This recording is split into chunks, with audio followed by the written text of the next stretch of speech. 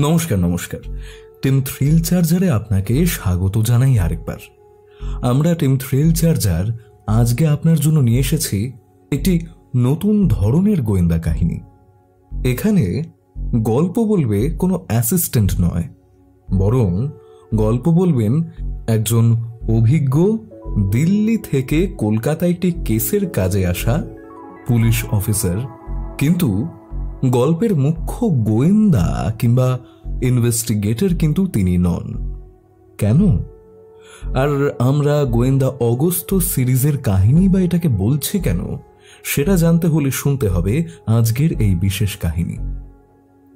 Thrill চার্জারে প্রথমবার নতুন গোয়েন্দা অগস্ত সিরিজের কাহিনী। লেখিকা মৈত্রেয়ী চ্যাটার্জির কলমে মিস্টেরিয়াস মালঞ্চ।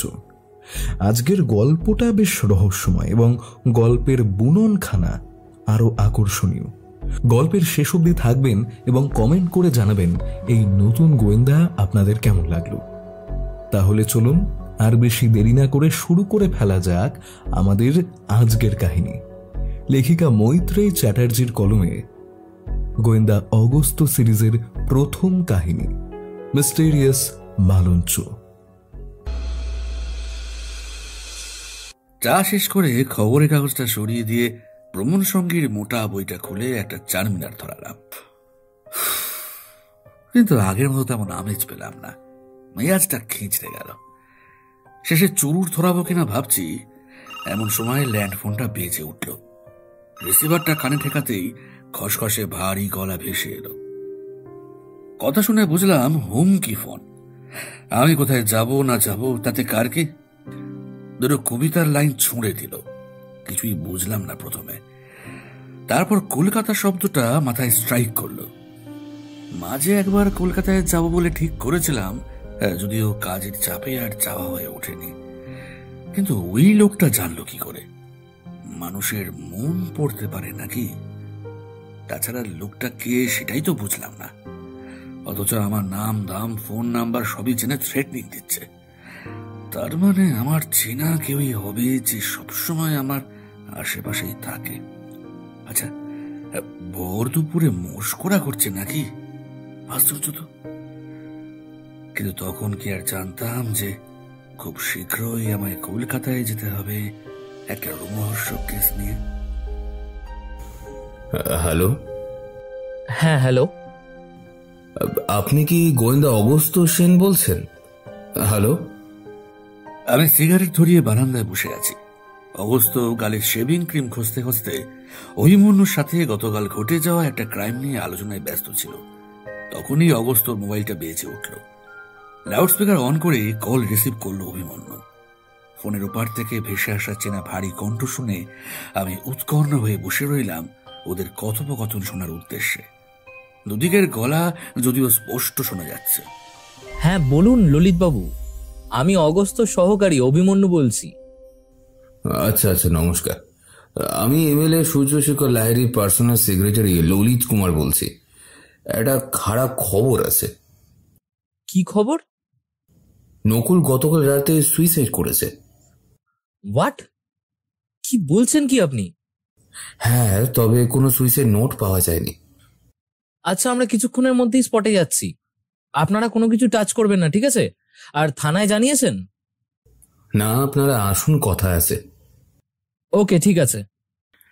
আমি আশ্চর্য হয়ে দেখলাম ফোনের কথোপকথন শেষ হবার আগেই অগস্ত পোশাক পাল্টে চুল আঁচড়ে বেরোবার প্রস্তুতি নিয়ে দাঁড়িয়ে আছে। আমিও রেডি হয়ে নিলাম। অভিমন্যু ফোন রেখে অগস্তর দিকে তাকাতেই সে বলল, আমি ঠিক এটাই আন্দাজ করেছিলাম রে অভি। তবে ঘটনাটা যে এত তাড়াতাড়ি ঘটে যাবে সেটা বুঝতে পারিনি। নকুল আমাদের তুরুপের শেষ দাস ছিল, ওকে তাই সরিয়ে দেওয়া হলো। অভিমন্যুকে কথাটা বলে অগস্ত আমার দিকে ফিরে বলল, আমাদের এখনই বেরোতে হবে স্যার। আমি অবাক হয়ে গেলাম অগস্তর কথা শুনে। অভিমন্যু কিন্তু একটুও চমকালো না। সেও কি তবে আঁচ করেছিল? যাই হোক, অগস্তকে বললাম, কিন্তু নকুল তো সুইসাইড করেছে অগস্ত। ললিত যে ওই কথাই বলল। কোনো হত্যাকে আত্মহত্যা বলে চালানো কোনো কঠিন কাজ নয়, তা আপনিও জানেন স্যার। ধূর্ত অপরাধীদের কখনো ছলের অভাব হয় না। অকুস্থলের পরিবেশ বা পারিপার্শ্বিক অবস্থানগুলোকে ওরা এমনভাবে সাজিয়ে রাখে যাতে সাধারণ মানুষের কাছে তা আত্মহত্যা বলেই মনে হয়। ফলে পুলিশ প্রশাসনও ধোঁকা খেয়ে যায়। এক্ষেত্রেও তেমনই হয়েছে। ললিতবাবু পুলিশে ঝামেলায় যেতে চাইছেন না, এ ব্যাপারে আমি নিশ্চিত। কথা বলতে বলতে আমাদের জিপটা 49/1 সাদার্ন অ্যাভিনিউর সামনে পৌঁছে গেল। বাড়ির নাম মালঞ্চ ভবন।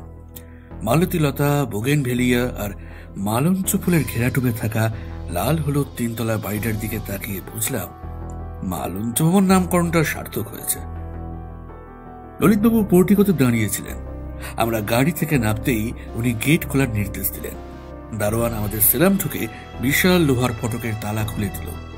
তদন্তের স্বার্থে দিল্লি থেকে কলকাতা আসার পর 4 দিন কেটে গেছে। এর মধ্যে আজই প্রথম মালঞ্চ বাড়িতে এলাম। গত পরশু অগস্ত অভিমন্যুকে পাঠিয়েছিলাম আমার তরফ থেকে সরেজ নিয়ে তদন্ত করতে। ওরা থাকায় আমার বিশেষ মাথা ঘামাতে হয়নি। নকুলের সাথে ওরা সেদিনই কথা বলে গেছে। অথচ আজ এমন একটা দুর্ঘটনা ঘটে গেল। ব্যাপার অত্যন্ত গোলমেলে, কেসটা আরো জটিল হয়ে গেল। সিলিং ফ্যানে লটকানো নকুলের ঝুলন্ত দেহটার দিকে তাকিয়ে আমার অন্তরাত্মা কেঁপে উঠল মুহূর্তের জন্য। একটা 80 বছরের বৃদ্ধকে চোখের সামনে এইভাবে ঝুলতে দেখে বুকটা ছেদ করে ওঠে বইকে। ছুটির মেজাজে বারান্দায় বসে চায়ের কাপ হাতে নিয়ে আজকে দিল্লি টাইমস পড়ছিলাম। ইতিমধ্যে ভাতৃবধূ সুনেত্রা বার দুয়েক আমার পছন্দের আদা চা দিয়ে গেছে। এখন 3য় রাউন্ড চলছে। নিউজ পেপার পড়া মানেই শুধু খুন, ধর্ষণ আর রাজনৈতিক কচকচানি। এ বলে আমায় দেখ, ও বলে আমায় দেখ। মাঝখান থেকে কিছু লোকের জান কয়লা হয়ে যায়। এসব একঘেয়ে পুরনো বস্তা বোঝা ঘটনা, খবর ইত্যাদি নিত্য নতুন মোড়কে মোড়ে প্রতিদিন ছাপা হয়। ডিসকাস্টিং লাগে মাঝে মধ্যে। তাই আজকাল একটু ছোটদের পাতায় মনোনিবেশ করেছি। আমার এক সাংবাদিক বন্ধু আছে যে কলকাতায় আনন্দবাজারের অফিসে চাকরি করে। ও হরদম যাতায়াত করে। ওর মাধ্যমে ওই পত্রিকাটি প্রতি রবিবার নির্দিষ্ট সময়ের আগেই আমার হাতে চলে আসে। রবিবার শুরু খুললেই সুন্দর সুন্দর গল্প, কবিতা আঁকায় ডুবে যায়। এতে মাথাও পরিষ্কার হয়, নতুন করে অক্সিজেনও পায়। সেন্ট্রাল ব্যুরো অফ ইনভেস্টিগেশনের একজন উচ্চপদস্থ অফিসার হিসেবে সারাটা সপ্তাহ আমাকে নানাভাবে ব্যস্ত থাকতে হয়। যে কোনো প্রান্তে প্রয়োজন মতো ছুটোছুটি করতে হয়। সপ্তাহান্তে ওই লিটল ম্যাক কিংবা সংবাদপত্রের গল্পের পাতাগুলোই আমার জীবনী শক্তি হিসেবে কাজ করে। যাই হোক, এই সপ্তাহে তেমন কোনো জটিলতা না থাকায় মনে মনে ভাবলাম 2-3 দিনের জন্য একটা ছোট্ট ট্রিপে গেলে মন্দ হয় না। কিন্তু কিছুক্ষণের পরেই টের পেলাম বেথি বাম। সবে মাত্র ভ্রমণ সঙ্গীর পাতা উল্টাতে শুরু করেছি কি অমনি ল্যান্ড ফোনটা বেজে উঠলো ঝনঝন করে। আমার ডিভাইসটা সুইচ অফ, চার্জে রয়েছে। নির্ঘাত ওখানে না পেয়ে কেউ ল্যান্ডে কল করেছে। ফোনটা রিসিভ করলাম, কিন্তু ওপারে সব চুপচাপ, কোনো উত্তর এলো না। বিরক্ত হয়ে ফোনটা রেখে দিলাম। ধর এর চেয়ে সন্ন্যাস নিয়ে হিমালয় সাধনা করতে যাওয়া মনে হয় অনেক সহজ ছিল। এত হ্যাপা পোহাতে হতো না। বরফ গায়ে মেখে চুপচাপ ধ্যানে বসে থাকলেই স্বর্গ লাভ হতো। এমন সময় আমার সমস্ত চিন্তা ভাবনায় ছেদ ঘটিয়ে ল্যান্ডলাইনটা বেজে উঠল আবার। আমার আবার ভীষণ রাগ হলো। ফোনটা তুলে ঝাঁঝি মেরে বললাম, কন বুর্বক? সঙ্গে সঙ্গে খসখসে মোটা গলায় কেউ বলে উঠল, টিমির বাগচি, সাবধান, কলকাতা গেলে তুমি হবে খান খান। বুঝলাম কেউ মুখে রুমাল বা তোয়ালে জাতীয় কিছু চাপা দিয়ে গলার স্বর বদলে হুমকি দিচ্ছে। কিন্তু কিসের হুমকি? কোনো কেসই পেলাম না, তার আগেই হুমকি দিচ্ছে। আজব তো। কিছু বলার আগেই ফোনের লাইনটা খট করে কেটে দিল। আমাদের টেলিফোনে কলার আইডি আছে। যে মোবাইল নাম্বার থেকে কলটা এসেছে খোঁজ খবর করে বুঝলাম সেটা কোনো উইদাউট ডকুমেন্ট সিম থেকেই করা হয়েছে। কখনো ডাজন্ট এক্সিস্ট, কখনো সুইচ অফ, কখনো আউট অফ সার্ভিস। এতে ট্রেস পাওয়াই মুশকিল হয়। মুহূর্তের মধ্যে নতুন কোনো সিম ভরে নেয়। আমি বিষয়টাকে খুব একটা আমল দিলাম না। নাম্বারটা শুধু নোটবুকে লিখে রাখলাম। হঠাৎ মনে পড়ে গেল নিউজ পেপারের 3rd পেজে একটা ছোট্ট নিউজ এক ঝলকের জন্য চোখে পড়েছিল, কিন্তু পুরো নিউজটা পড়ে দেখা হয়নি। তাই খবরের কাগজটা হাতে নিয়ে তৃতীয় পৃষ্ঠা খুললাম। একদম নিচের দিকে হেডিং এ লেখা, কলকাতার বাড়ি থেকে বিধায়ক উধাও। পুলিশ কোনো কুল কিনারা করতে পারেনি, এখনো ধন্দে রয়েছে। নির্দিষ্ট করে কোনো এলাকার নাম লেখা নেই, কোথাকার এমএলএ এমনকি নামটাও উল্লেখ করা হয়নি। অর্থাৎ পারিবারিক সম্মান রক্ষার্থে কিংবা কারো শাসানির ভয়ে ডিটেলস চেপে দেওয়া হয়েছে। আমার মস্তিষ্কে হঠাৎ বিদ্যুতের ঝিলিক খেলে গেল। খানিক আগে যে হুমকির ফোনটা এসেছিল সেখানে কলকাতার কথাই বলেছে। ও ফোনটা কি তাহলে এই কেসেরই আগাম সতর্কবার্তা? তার মানে সে জানে আমাকে কলকাতা যেতে হবে। আমার 33 বছরের চাকরির অভিজ্ঞতা সে কথাই বলছে। মোবাইলের চার্জ 100% হয়ে গেছিল। সেটা অন করতেই গাদা গুচ্ছের মেসেজ, নোটিফিকেশন ইত্যাদি হুড়মুড় করে ঢুকে পড়ল বাঁশির সুর বাজিয়ে। বৈষম্যায়ন স্যারের কতগুলো মিসড কল দেখে চমৎকৃত হলাম। স্যারকে ইমিডিয়েটলি কল ব্যাক করা দরকার। সে কথা ভাবতে ভাবতে নিউজ পেপারটা ভাঁজ করে ড্রয়ারে ঢুকিয়ে সবেমাত্র নাম্বারটা ডায়াল করছি, এমন সময় মোবাইলটা আপনা থেকেই বেজে উঠল। স্ক্রিনে বৈষম্যায়ন স্যারের নাম্বারটা দেখে রিসিভ করতেই ওপাশ থেকে তিরিক্ষি মেয়াজে গর্জে উঠলেন। কি ব্যাপার তিমির? ফোনটা সুইচ অফ করে নাকে সর্ষের তেল দিয়ে ঘুমিয়ে পড়েছ মনে হচ্ছে, হ্যাঁ? আর এদিকে যে ধুন্দুমার কাণ্ড ঘটে গেছে সে খবর জানো না নিশ্চয়ই। এখনই রেডি হয়ে আমার বাড়ি চলে এসো, বি কুইক। এক নিঃশ্বাসে কথাগুলো বলে স্যার ফোনটা কেটে দিলেন। সুনেত্রা আরেক রাউন্ড লেবু চা এনেছিল। কোনো মতে কলার্থকরণ করে মনে মনে আসন্ন ঝড়ের প্রস্তুতি নিয়ে বাড়ি থেকে বেরিয়ে পড়লাম। স্যারের এই এক দোষ, হাজারবার বললেও ল্যান্ডলাইনে কিছুতেই ফোন করতে চান না। উনি মোবাইলেই স্বচ্ছন্দ বোধ করেন। এনিহাও স্যারের বাড়িতে গিয়ে দেখলাম উনি মুখে চুরুট নিয়ে বাগানে বেতের চেয়ারে বসে মালিকে কি সব নির্দেশ দিচ্ছেন। ভৃত্য মাখনলাল টেবিল থেকে কাপলেট ইত্যাদি তুলে নিয়ে যাচ্ছিল। আমাকে বুঝতে বলে চুরুটে একটা টান দিয়ে হুকুম করে বললেন, মাখনলাল, তিমির বাবু के लिए चा और नाश्ता ले आओ, मेरे लिए भी। জি সাহেব। বৈষম্যায়ন স্যার টেবিল থেকে আজকে ডেইলি টাইমসটা তুলে থার্ড পেজের সেই নিউজটা দেখিয়ে বললেন, খবরটা পড়ে দেখেছ কি? মাত্র কয়েক লাইনের খবর হলেও ঘটনাটা কিন্তু বেশ রহস্যজনক। একটা জলজান্ত লোক 20-25 দিন ধরে নিখোঁজ, বাড়ি থেকে উধাও হয়ে গেছে, অথচ থানায় মিসিং ডায়েরি করা হয়েছে নিরুদ্দেশ হবার আরো 1 সপ্তাহ বাদে। তাও আবার ডায়েরিটা করেছে বিধায়কের বাড়ির এক অশীতিপর বৃদ্ধ ভৃত্য। কি অদ্ভুত কাণ্ড, তাই না? ব্যাপারটা মিস্টিরিয়াস তো বটেই এবং রীতিমতো সাসপিশিয়াস। বাড়ির লোকগুলো এতটা কাণ্ডজ্ঞানহীন হয়ে পড়তে পারে কিভাবে? কিছু একটা গোলমাল তো আছেই। বাঘা বাঘা সরকারি গোয়েন্দারাও হিমশিম খেয়ে যাচ্ছে। লোকটা একদম ভোজবাজির মতো উবে গেছে। অপহরণ হলে তো এতদিনে হুমকির ফোন চলে আসতো। হত্যা করা হলেও তো একটা অন্তত ক্লু পাওয়া যেত, কিন্তু লোকটার কোনো ট্রেসই পাওয়া যাচ্ছে না। উনি যথেষ্ট ইনফ্লুয়েন্সড ছিলেন, তাই তাবড় তাবড় লোকও ওই কেসে ব্যর্থ হয়ে শেষে আমাদের শরণাপন্ন হয়েছেন, বুঝলে তিমির? এতদিন খবরটা চাপা ছিল, এখন সেটা ফাঁস হয়ে গেছে, ফলে চারিদিক থেকে আরো চাপ বাড়ছে। আমার পক্ষে টিম নিয়ে ওখানে যাওয়া একেবারেই সম্ভব নয়। ওসমানের কেসটা মনে আছে তো? আগামী পরশু ওর খান্ডালার ডেরায় রেড করতে আমরা যাব। সারা রাত ধরপাকড় চলবে, তারপর নাথুলা হত্যার মামলা নিয়ে একটা ডিসিশনে আসতে হবে। অতএব আমার টিমের তরফ থেকে তুমি কলকাতায় যাবে, সব ব্যবস্থা করাই আছে। এয়ারপোর্ট থেকে তোমাকে এসকর্ট করে নিয়ে যাবে আমার ভাইপো বন্ধু অগস্ত। সে একজন প্রাইভেট ইনভেস্টিগেটর, ইতিমধ্যে কলকাতার বাইরে ও ভিতরে বেশ কয়েকটা কেসে হাতও বাগিয়েছে। Very sharp and talented. কিন্তু ওই যে কথায় বলে, গেঁয়ো যোগী ভিক পায় না। অগস্তর অবস্থাটাও অনেকটা সেই রকমই। খুব কম লোকে ওকে গোয়েন্দা হিসাবে সম্মান দেয়। ওখানকার পুলিশরাও বেশ উদাসীন। ছেলেটা নিজেও একরোখা, প্রচার চায় না। যাই হোক, ওই তোমাকে এই নিখোঁজ রহস্যে সর্বতভাবে সাহায্য করবে। আমি স্যারের প্রতিটা কথা মন দিয়ে শুনলাম, ইম্পর্টেন্ট পয়েন্টগুলো নোট করে নিয়েছি। তবে অগস্ত নামটা আমার কাছে ভারী চেনা চেনা লাগলো, কিন্তু কোথায় যে শুনেছি তা মনে করতে পারলাম না এই মুহূর্তে। কেসটা সত্যি জটিল। অনেক পলিটিক্যাল মার্ডার দেখেছি, কিডন্যাপারদের শাসানিও শুনতে হয়েছে। একটু আগেও একটা উড়োফোন এসেছিল, অথচ কোনো কেস নেওয়া তো দূরের কথা, সেখানে আমাকে যেতে আগে ভাগেই বারণ করে দেওয়া হচ্ছে। আর সেটাই আমার জেদকে আরো কয়েক গুণ বাড়িয়ে দিয়েছে। কলকাতায় গিয়ে লোকটাকে খুঁজে বের করতে হবে। আমাকে যে দিল্লি থেকে পাঠানো হবে এই সংবাদটা একমাত্র বিধায়কের বাড়ির লোকজন অথবা পুলিশ প্রশাসনের মধ্যে কারো জানার কথা। তাই যে হুমকি দিয়েছে সেই ব্যক্তিটিকে খুঁজে বের করে এগোলেই সহজে সমাধান হয়ে যাবে বলেই মনে হয়। তবে এই কেসটা যে আর 5টা রাজনৈতিক মামলার মতো নয়, এইটুকু ভালোভাবে টের পেয়েছি। লাগেজ গুছিয়ে পরদিন সকালের ফ্লাইটে কলকাতা রওনা দিলাম। লাগেজ অল্প ছিল, তাই খুব বেশি সময় লাগলো না এয়ারপোর্টে।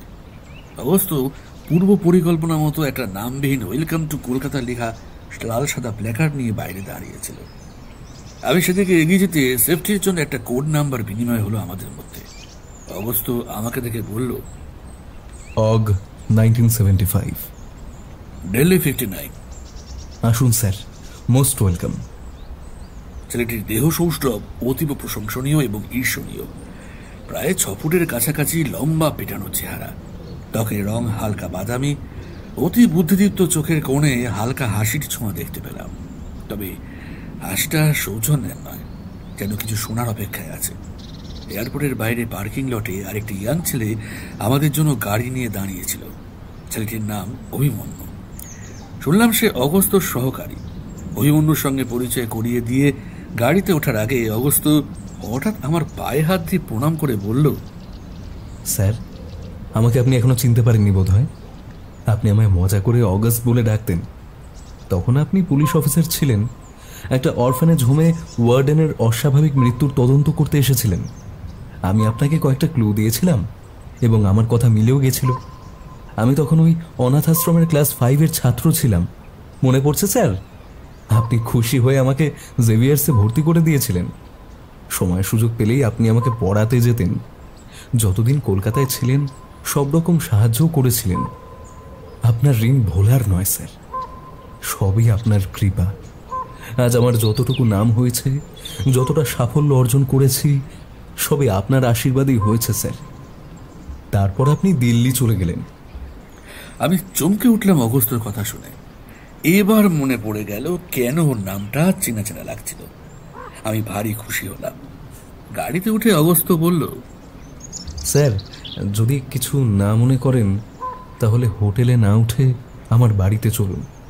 আমি আর অভি দুজনেই ব্যাচেলার, কিন্তু আপনার থাকা খাওয়ার কোনো অসুবিধে হবে না। সেপারেট রুম আছে।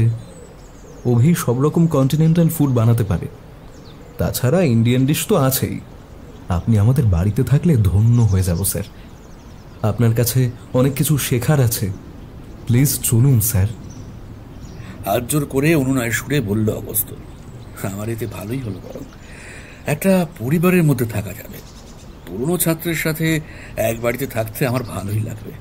আমি এক কথায় রাজি হয়ে গেলাম। হোটেল বুকিং ক্যান্সেল করে অগস্ত্যর বাড়িতে চলে গেলাম। ডিনারের পর আমরা 3 জনে বসে একটা প্ল্যান চোখে নিলাম। কেসটা নিয়ে কিভাবে এগোবো তা নিয়ে অগস্ত্যর সাথে আলাপ আলোচনা শুরু করলাম। অগস্ত্য বলল, স্যার, একটা ভেবে দেখার মতো পয়েন্ট আছে। লাশ কিংবা অপহরণের মুক্তিপণ কোনোটাই চাওয়া হয়নি।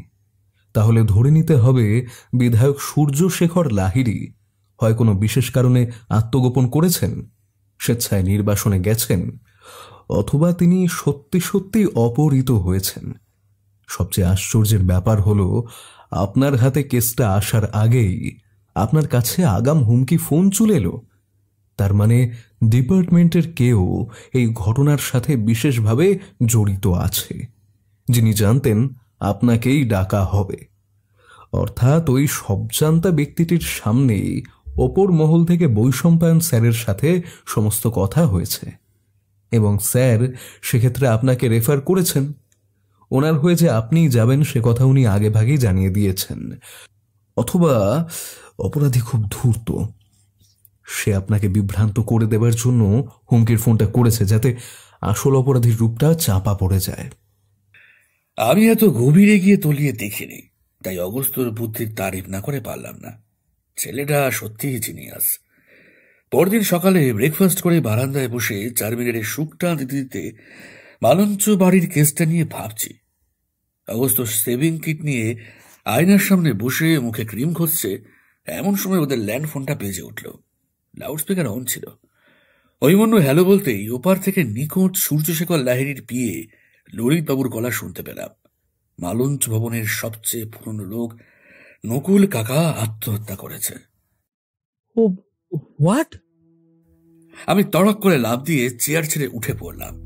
কিছুক্ষণের মধ্যেই মালঞ্চ ভবনের সামনে হাজির হলাম। একটা অদ্ভুত ব্যাপার লক্ষ্য করে বেশ অবাক হলাম। যে বাড়ির মালিক একজন গণ্যমান্য ব্যক্তি এবং প্রায় 1 মাসের কাছাকাছি নিখোঁজ, যেখানে আত্মহত্যার মতো মর্মান্তিক ঘটনা ঘটেছে, সে বাড়ির পরিবেশ এত চুপচাপ শান্ত কিভাবে হতে পারে? নাকি নকুল চাকর বাকরদের আওতায় পড়ে বলে তার জীবনের কোনো মূল্য নেই, তাই কোনো দুঃখের চাপও নেই, সবকিছু অত্যন্ত স্বাভাবিক লয়ে চলছে? তবে ললিতবাবুর চোখের কোণে জল চিকচিক করতে দেখেছি। তার একান্ত অনুরোধে আমার সোর্স খাটিয়ে যা ব্যবস্থা করার করে দিলাম। পুলিশের লোক এসে নকুলের বডি নামিয়ে নিয়ে গেল। বডি নিয়ে যাওয়ার আগে আমি পরীক্ষা করে দেখলাম গলায় দড়ির দাগ কেটে বসেছে। লাশটা সারা রাত ঝুলেছিল। প্রায় 7-8 ঘন্টা আগে মৃত্যুটা ঘটেছে। রিগর মর্টিস হয়ে গিয়েছে অনেক আগেই। নকুল সুস্থ সবল ছিল, তবে বয়সের কারণে পেশির ভর কম থাকায় রিগর মর্টিসের দ্রুত সূত্রপাত ঘটেছে। আমি বডিটা খুঁটিয়ে দেখে বললাম, এইটা আত্মহত্যার ঘটনা। অগস্ত কোনো উত্তর দিল না। ভ্রু কুঁচকে একদৃষ্টে তাকিয়ে রইল নকুলের বডিটার দিকে। অগস্তর হাতেও গ্লাভস ছিল। আমাদের চমকে দিয়ে ও হঠাৎ নকুলের ঘাড়ের কাছে ঝুঁকে পড়ে কিছু একটা মন দিয়ে দেখতে লাগলো। আমি আর অভিমন্যু কিছুই না বুঝে পরস্পরের মুখ চাওয়াচাই করছিলাম। অগস্ত বলল, ডেড বডির ঘাড়ের দিকটা ভালোভাবে লক্ষ্য করুন স্যার। ওখানে দড়ির দাগ ছাড়াও আরো একটা নীল কালশিটের দাগ আছে। অগস্তর পর্যবেক্ষণ ক্ষমতা দেখে আমি অবাক হয়ে গেলাম। সত্যি একটা চিড়িয়ে যাওয়ার মতন আড়াআড়ি দাগ আছে নকুলের ঘাড়ে। অগস্ত বলল, আমি নিশ্চিত নকুলকে হত্যা করা হয়েছে মোক্ষম জায়গায় রদ্দা মেরে। হাতের চেটোর পাশের অংশকে কাটারি হিসেবে ব্যবহার করে ঘাড়ে মোক্ষম জায়গায় আঘাত করা হয়েছে। শ্বাস রুদ্ধ করে মারা হয়েছে। তারপর ওর গলায় দড়ির ফাঁস দিয়ে সিলিং থেকে ঝুলিয়ে দেওয়া হয়েছে। অভিমন্যু বলল, কি সাংঘাতিক! এই পয়েন্টটা একবারও আমার মাথায় আসেনি। অবশ্য সেই বুদ্ধি থাকলে আমি কবেই গোয়েন্দা অভিমন্যু হয়ে যেতাম। কিন্তু এর পরের স্টেপটা কি তাহলে অগস্ত? এই যে কেঁচো খুঁড়তে কেউটে বেরিয়ে গেল। এখন আমাদের আপাতত অটোপসি রিপোর্টের জন্য ওয়েট করতে হবে। খুনি কোনো চিহ্ন রেখে যায়নি, তবে এখানে যখন এসেই পড়েছি জেরা বহাল থাকবে বই কি। সকলকে নিচের হলঘরে আসতে বলে দে, আমার কিছু প্রশ্ন আছে। ললিতবাবু চুপচাপ দাঁড়িয়ে আমাদের সব কথা শুনছিলেন। নকুলকে হত্যা করা হয়েছে শুনে উনি বেশ মুষড়ে পড়েছেন। অগস্ত বলল, মিস্টার সূর্যশেখর লাহিড়ির একটা ছবি লাগবে ললিতবাবু, আর ওনার স্ত্রীর সাথে একবার একান্তে কথা বলতে চাই। আগের দিন সেই সুযোগ হয়ে ওঠেনি। এই ব্যবস্থাটা আপনাকে করে দিতেই হবে। আমি যতই অগস্তকে দেখছিলাম ততই অবাক হয়ে যাচ্ছিলাম। শেষে আমি এই তদন্তের পুরো দায়িত্বটা অগস্তকে সঁপে দিলাম। যা কিছু ক্রেডিট সব ওরই প্রাপ্য। আমি আর কতটুকুই বা করলাম। ওকে দায়িত্ব দিয়ে বললাম, আমি তোমাকে যথাসাধ্য সাহায্য করব। তোমাকে প্রোটেক্ট করার সব দায়িত্ব আমার। তুমি তোমার মতো তদন্ত চালিয়ে যাও। অগস্ত প্রথমে রাজি হয়নি, বলল, স্যার, আপনাকে আমরা জাস্ট অ্যাসিস্ট করতে এসেছি। তদন্তের ভার আপনার। অনেক বোঝাবার পর অবশেষে অগস্ত রাজি হলো। আমি চেয়েছিলাম এই কেসটার মাধ্যমেই অগস্তর জীবনের মোড় ঘুরিয়ে দিতে। নকুলের বডি পোস্টমর্টমের জন্য নিয়ে যাওয়া হলো। ইতিমধ্যে সকলেই নিচের হলে জমায়েত হয়েছিল। মালঞ্চ বাড়ির সদস্য সংখ্যা হাতে গোনা কয়েকজন মাত্র। ঠিকে ঝি কাজ করে সকালেই চলে যায়। একজন মালি আছে, সেও সারাদিন বাগানের পরিচর্যা করে তারপর বিকেলের দিকে বাড়ি ফিরে যায়। বর্তমানে বাড়ির সদস্য বলতে রান্নার লোক তাপসী, ললিতবাবু আর সূর্যশেখরের স্ত্রী রুমা দেবী। সূর্যশেখর নিঃসন্তান। ললিতবাবু ওনাদের দাদা বৌদি বলে সম্বোধন করেন। তবে বয়সের তারতম্য থাকলেও সূর্যশেখর সন্তান তুল্য স্নেহ করতেন ললিতবাবুকে। সূর্যশেখরের বাবা ওর শৈশবেই গত হন। তারপর থেকে নকুল সূর্যশেখরের মাথার উপর বটগাছের ছায়া হয়ে দাঁড়িয়েছিল। সূর্যশেখর নকুলকে কাকা বলে সম্বোধন করতেন। বৃত্ত থেকে এ বাড়ির একজন অভিভাবক হয়ে উঠেছিল নকুল। পোস্টমর্টম হয়ে বডি যেতে ফিউনারেলের জন্য তাড়াতাড়ি ডিসপ্যাচ হয়ে যায়, সেই দায়িত্ব আমিই নিয়েছিলাম। কিন্তু প্রশ্ন ছিল নকুলকে কে বা কারা হত্যা করেছে এবং কেন। অভিমন্যু বলল, নকুল নিশ্চয়ই সূর্যশেখর বাবুর নিখোঁজ হবার ব্যাপারে কিছু জেনে ফেলেছিল, অথবা কোনো ঘটনা ঘটতে দেখে ফেলেছিল, তাই সুযোগ বুঝে নকুলকে মেরে ফেলেছে। তবে লোকটার এলেম আছে। গোয়েন্দা বিভাগের উচ্চ পদস্থ দুদে অফিসারের উপস্থিতিকে অগ্রাহ্য করেই সে বেপরোয়াভাবে এই কাজটা করেছে। স্যার, আমার মনে হয় ওই লোকটি এই খুনটা করবে বলেই আপনাকে ফোনে হুমকি দিয়েছিল। অগস্ত অভিমন্যুর পিঠ চাপড়ে বলল, ব্রাভো ব্রাদার, এই না হলে তুই আমার সহকারী। আমি অভিমন্যুর বুদ্ধির তারিফ করলাম। ইতিমধ্যে রুমা দেবী ড্রয়িং রুমে প্রবেশ করলেন।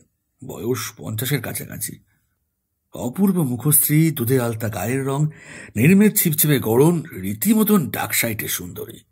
তবে তাকে দেখে আমি আঁতকে উঠলাম। মহিলা পঙ্গু। ললিতবাবু তাকে হুইল চেয়ারে করে ঘরে নিয়ে এসেছেন। আমি ব্যথিত হয়েছি দেখে রুমা দেবী বললেন, সবই ভাগ্যের পরিহাস তিমির বাবু, নইলে এমন পক্ষাঘাত হবে কেন? দিব্যি তো সুস্থ সবল ছিলাম। আমার স্বামী বাইরে থেকে ডাক্তার এনে অনেক চিকিৎসা করিয়েছেন, কিন্তু কোনো লাভই হলো না। মাত্র 1 বছরের মধ্যে সম্পূর্ণভাবে অকেজো হয়ে গেলাম। আমি আহত হলাম ওনার দুঃখের কাহিনী শুনে। তবে নকুলের মৃত্যুর ব্যাপারে কোনো আলোকপাত উনি করতে পারলেন না। ওনাকে দেখে খুব একটা দুঃখ পেয়েছেন বলেও মনে হলো না।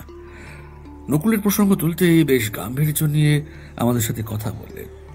সবচেয়ে আশ্চর্য লাগলো ওনার স্বামী যে নিরুদ্দেশ, সে ব্যাপারেও কোনো তাপোত্তাপ নেই দেখে। রুমাদেবী চলে যেতেই ললিতবাবু চাপা স্বরে বললেন, স্বামী স্ত্রীর মধ্যে তেমন একটা বনিবনা নেই। তাছাড়া নকুলকেও তিনি খুব একটা পছন্দ করেন না। নকুল কাকা সবসময় ওই শেখর তাকে আগলে আগলে রাখত। বৃদ্ধ হয়েও মনিবকে কথায় কথায় পরামর্শ দেবে, অভিভাবকত্ব ফলাবে। এমনকি সূর্যশেখরের নির্দেশে তার পার্সোনাল লকার বা সিন্ধুকেও হাত দেওয়ার অধিকার ছিল তার। রুমা বৌদিকেও চোখে চোখে রাখত। এসব রুমা বৌদি হজম করতে পারেননি। ফলে দাদা বৌদির সম্পর্ক তলানিতে এসে ঠেকে। তাই নকুলের মৃত্যুতে রুমা বৌদি যেন হাফ ছেড়ে বেঁচেছেন। খুঁটিনাটি খবর নিয়ে আমরা নিচের হল ঘরে চলে গেলাম। ওখানে রাধুনী তাপসী, মালি দিবাকর আর ড্রাইভার রতনলাল উপস্থিত ছিল। ওরাও সকলে একই কথা বলল। কখন ঘটেছে, কিভাবে ঘটেছে, কেউ কিছুই জানে না। আততাই কি তাহলে বাড়িতেই লুকিয়ে আছে, নাকি হত্যাকারী বহিরাগত? কিন্তু এ বাড়ির কোনো সদস্যা অথবা পরিচারিকা, মালি কিংবা ড্রাইভারের সাথে তার নিয়মিত যোগাযোগ আছে। ফলে তার সাহায্যে সেই আততাই ইচ্ছে মতো এই বাড়িতে যাতায়াত করতে পারে। তবে রাধুনী তাপসী প্রথম নকুলের মৃতদেহটা আবিষ্কার করে। সে চা জল খাবার নিয়ে রোজকার মতো আজ সকালেও নকুলের ঘরে এসেছিল। নকুলের বরাবর দরজা খোলা রেখে শোয়ার অভ্যেস। তাপসী পর্দা সরিয়ে ঘরে ঢুকে দেখে এই কাণ্ড ঘটে গেছে। তখন সে চিৎকার করে বাড়ির সবাইকে ডেকে আনে। যে কোনো হত্যাকাণ্ড বা নিখোঁজ রহস্যের সাথে বাড়ির আশ্রিত বা ভৃত্যদের একটা যোগসূত্র থাকেই। কিন্তু এই কেসটা অন্যগুলোর থেকে একটু আলাদা এবং অতিমাত্রায় রহস্যে আবৃত বলেই মনে হলো। আমরা গতকাল থেকে কে কোথায় ছিল, কে কি করছিল, প্রত্যেকের সাথে কথা বলে জেনে নিলাম। অভিমন্যু সমস্ত পয়েন্টও নোট করে নিল। আমি প্রথমে প্রশ্ন করলাম তাপসীকে। ললিতবাবুর সাথে প্রশ্নোত্তরের পর্ব আগেই মিটে গেছে। উনি নিজের ঘরে চলে গেলেন, বাকিরা দরজার বাইরে দাঁড়িয়ে আছে। আমি প্রশ্ন করলাম, তাপসী, তুমি বরং গতকাল সকাল থেকে শুরু করো। তাপসী বেশ চটপটে, উচ্চ মাধ্যমিক পর্যন্ত পড়েছে, কথাবার্তা সাবলীল, স্পষ্ট। সে বলল, বাবু, গতকাল আমি সকাল 7টায় ঘুম থেকে উঠি। মালতী 7:30টায় কাজে আসে। কালকেও ওই সময়ই এসেছিল। রান্না ছাড়াও বৌদিদির কথা মতো মালতীর ওপর নজর রাখার কাজও করতে হয় আমাকে। রতনলাল রোজকার বাজার করে দেয়। বাজার আনার পর সবজি, মাছ, মাংস ইত্যাদি ধুয়ে রান্নার জন্য কিছুটা রেখে বাকিটা ফ্রিজে তুলে রাখি। গতকালও 9:45 নাগাদ মালতী কাজ করে চলে গেলে আমি তরকারির সবজি, মাছ কুটে ধুয়ে রান্না চাপিয়ে দিয়েছিলাম। 5-6 পদ রাঁধতে হয়েছিল। তেলকই, সর্ষে চিংড়ি, সোনামুগের ডাল, দেশি মুরগির ঝোল, আলু, পাঁপড় ভাজা আর ক্ষীরের পায়েস। উফ, তাপসী রান্নার ফিরিস্তি শুনে আমার জিভে জল এসে গেল।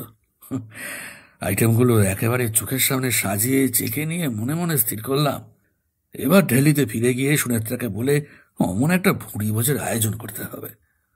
অভিমন্যু লেখা থামিয়ে চোখ সরু করে তাপসীকে জিজ্ঞেস করলো, তা হঠাৎ গতকাল এত রকমারি খাবার রান্না করার কি কোনো বিশেষ উপলক্ষ ছিল নাকি? গতকাল বুধবার ছিল, তাছাড়া প্রতি সপ্তাহেই কিছু না কিছু স্পেশাল রান্নার আয়োজন থাকেই। কিন্তু কারণটা বললে না তো।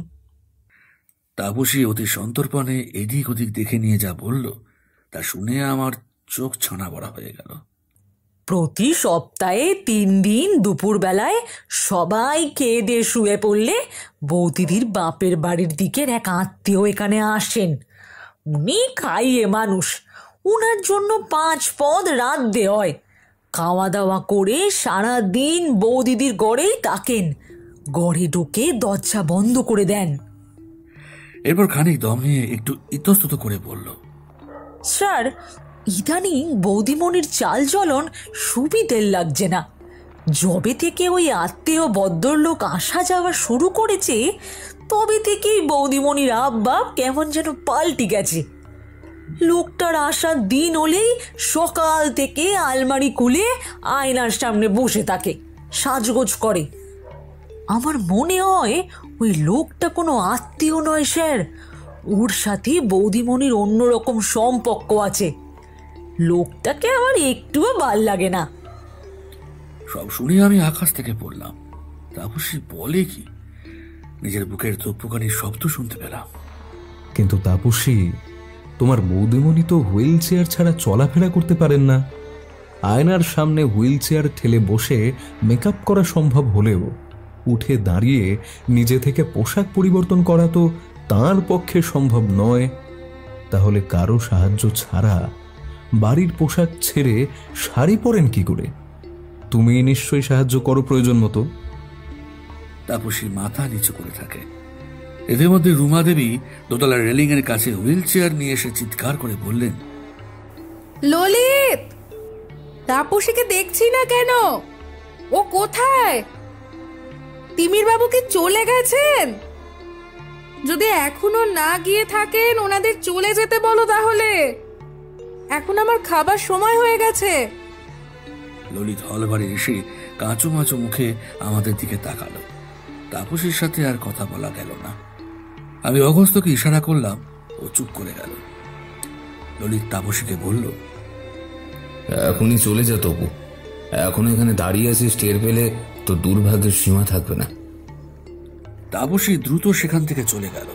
ললিত হাত জোড় করে বললেন, বৌদির কথা কিছু মনে করবেন না আপনারা।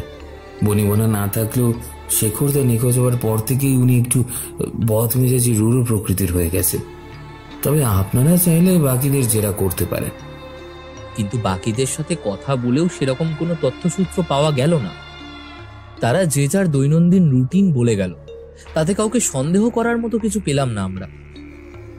হঠাৎ অগস্ত্য বলে উঠল, সকলের সাথেই কথা হয়ে গেল, শুধু একজন ছাড়া। তবে তার আগে একবার সূর্যশেখর বাবুর ঘরটা দেখা দরকার। হিসেব মতো উনি তো নিজের ঘর থেকে উধাও হয়ে গিয়েছিলেন। তা ঠিক, কিন্তু তুই আর কাকে প্রশ্ন করার কথা বলছিস? আমি বললাম, দারোয়ান বীর সিং এর কথা বলছে অগস্ত্য। My goodness! তবে এটা ঠিক যে বীর সিংহ এ বাড়ির প্রতিটা লোককেই খুব ভালোভাবে চেনে, কারা কারা আসা যাওয়া করে তাও জানে। সুতরাং ওকে রুমা দেবীর সেই পেয়ারের আশিকটির কথা জিজ্ঞেস করলেই তো ওর ডিটেলস জানা যাবে। অভিমন্যুর মুখে আশিক কথাটা শুনে আমার বেজায় হাসি পেয়ে গেল। তবু গাম্ভীর্য রেখেই বললাম, সত্যি আমি কি বুড়বাক, মগজেই বুদ্ধি নিয়ে চলেছে। হ্যাঁ, বুড়ো হয়ে যাচ্ছি তো বুদ্ধিগুলো ভোঁতা হয়ে যাচ্ছে। আসলে আমি অগস্ত্যর পরীক্ষা নিচ্ছিলাম। এখন ওর উপর আমার সম্পূর্ণ আস্থা হয়েছে। মনে মনে চেয়েছিলাম এই কেসে ওর নামটাই নিউজের হেডলাইনে আসুক, তাই আমি নিজেকে এক প্রকার সাইডম্যান করেই নিয়েছিলাম। তবে ওপরওয়ালার নির্দেশ কিছু কিছু ক্ষেত্রে অমান্য করা যায় না। সেই সিচুয়েশনগুলো আমাকেই হ্যান্ডেল করতে হয়েছে। কিছু গোপন মিটিং অ্যাটেন্ড করতে হয়েছে। সেক্ষেত্রে অগস্ত্যর উপস্থিতি কিংবা ভূমিকা রাখা সম্ভব ছিল না এবং আমাকে ইনফরমেশনগুলো কনফিডেন্সিয়াল রাখতে হয়েছিল। তবে অগস্ত্যর তদন্তে কোনো ফাঁক ছিল না। আমরা সূর্যশেখর বাবুর ঘরে প্রবেশ করলাম। টেবিলের একপাশে কাগজপত্রের ফাইল ডাইন করে রাখা, paper weight, pen, pencil holder, gems pin, আলপিনের box, gum, white sheet, stamp pad, মিউনিসিপ্যালিটির ছাপানো ফর্ম ইত্যাদি ছাড়াও একপাশে কর্ডলেস টেলিফোনের সেট, সবকিছুই বেশ সাজিয়ে গুছিয়ে রাখা। ঘরে দুটো বড় আলমারি রয়েছে, অফিস করে যেমন থাকে আর কি। একদিকে জানলার পাশে একটা রট আয়রনের সিঙ্গেল খাটও রয়েছে। এই ঘরেই সূর্যশেখর বাবু ম্যাক্সিমাম সময় থাকতেন। তবে ঘরের কোথাও কোনো অস্বাভাবিকতা দেখতে পেলাম না। ললিতবাবুর কাছ থেকে আলমারির চাবি নিয়ে খুলে দেখলাম সমস্ত ডকুমেন্ট পরপর সাজিয়ে গুছিয়ে রাখা আছে, কোথাও কিছু ওলট পালট নেই। এনিহাও আরো কিছুক্ষণ প্রশ্নোত্তরের পর্ব শেষ করে চলে এলাম দারোয়ান বীর সিং এর কাছে। অগস্ত্য জিজ্ঞেস করল, আচ্ছা বীর সিং, তোমাদের সাহেব যেদিন নিখোঁজ হলেন সেদিন এ বাড়িতে বাইরের কেউ কি এসেছিলেন, বা কারা কারা সূর্যশেখর বাবুর সাথে দেখা করতে এসেছিলেন? বীর সিং একটু ভেবে নিয়ে মাথা চুলকে বলল, उस दिन कोई नहीं आया बाबूजी से मिलने के लिए। मैं तो सुबह से यही गेट पर ही खड़ा था।